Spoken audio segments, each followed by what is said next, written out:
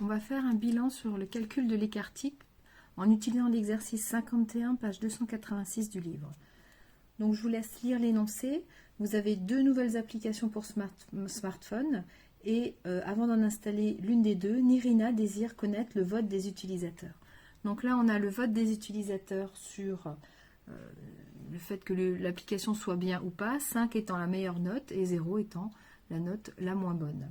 L'effectif, donc ça signifie que par exemple, il y a 7 personnes qui ont voté pour la note 2. Il y a 419 personnes qui ont voté pour la note 5.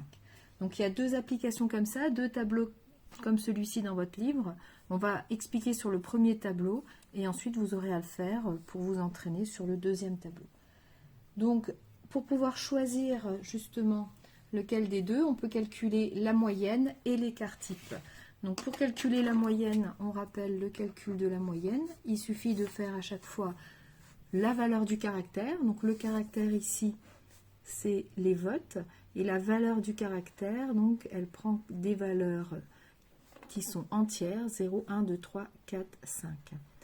Ensuite, on va multiplier chaque valeur du caractère par son poids.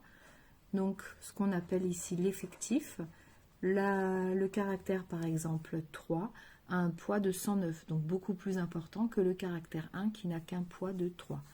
Donc on va faire 0 fois la note qui est 0, plus on va faire 3 fois la note 1, plus 7 fois la note 2, plus 109 fois la note 3, plus 428 fois la note 4 et 419 fois la note 5. Et tout ça, on va le diviser par l'effectif total, donc le nombre de votes. L'effectif total, donc ici le total des effectifs, toujours intéressant de le rajouter dans le tableau, est de 966. Alors vous pouvez très bien vérifier tout ça avec votre calculatrice, vous rentrez justement les différentes valeurs dans votre calculatrice.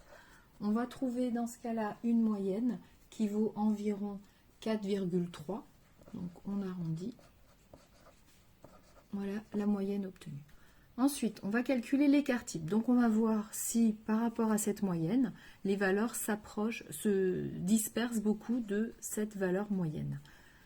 Donc 4,3, je vous rappelle, c'est comme si les 966 votants avaient donné chacun la note de 4,3. Donc pour pouvoir calculer la valeur de l'écart type, on va d'abord calculer les écarts à la moyenne.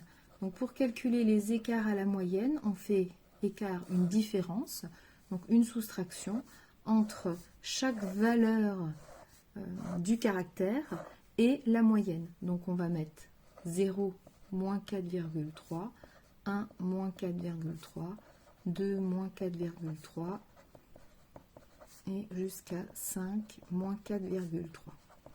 On calcule cette valeur. Donc on a calculé les écarts à la moyenne pour chacune des valeurs de la série. Maintenant, on va calculer le carré des écarts.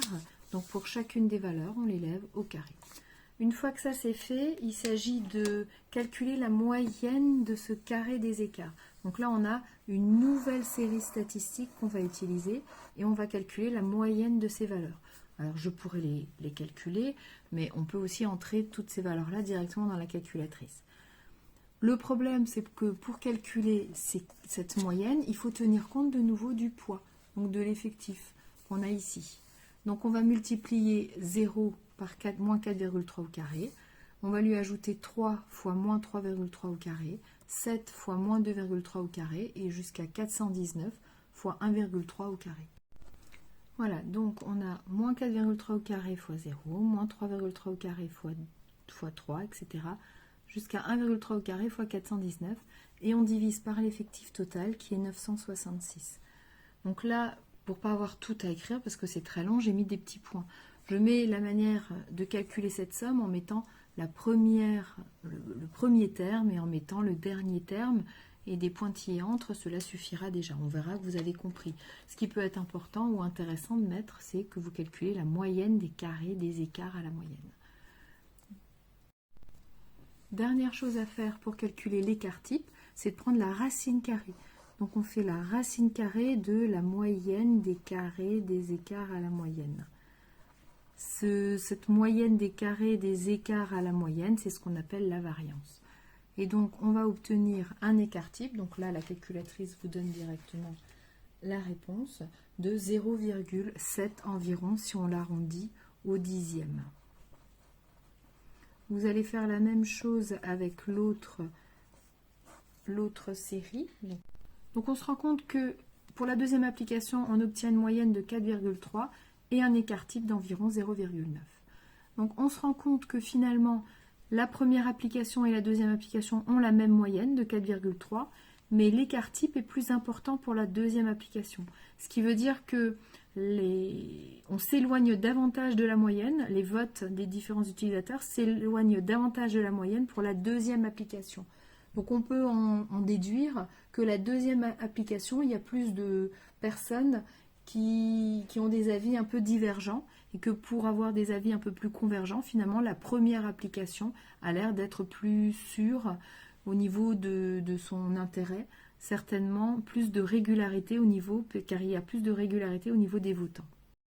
Donc comme ceux qui utilisent l'application 1 sont un peu plus d'accord entre eux que ceux qui utilisent la deuxième application, on peut donc conseiller à Nerina de choisir l'application numéro 1, ce qui termine notre exercice 51.